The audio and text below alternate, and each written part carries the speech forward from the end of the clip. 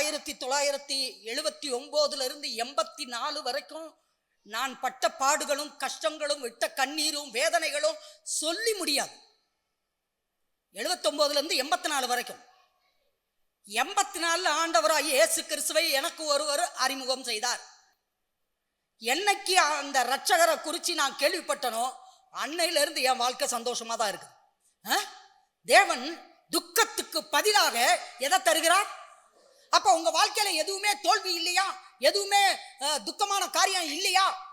அப்புறம் எதுவும் வியாதி பிணி இல்லையா? கஷ்டம் வரலையா? பிரச்சனை வரலையா அப்படின்னு நீங்க கேள்வி கேட்கலாம். எல்லாம் வந்துச்சு. எல்லா நேரங்களிலும் தேவன் துக்கத்தை எப்படி மாற்றினார்? எத்தனை பேர் ஆமைன்னு சொல்றீங்க? இதை நீங்களும் அனுபவிச்சுட்டு தான் இங்க உட்கார்ந்திருப்பீங்க. தேவன் துக்கத்துக்கு பதிலாக சந்தோஷத்தை தருகிறவர். துக்கமான வாழ்க்கையை சந்தோஷமான வாழ்க்கையாக மாற்றுகிற தேவன்.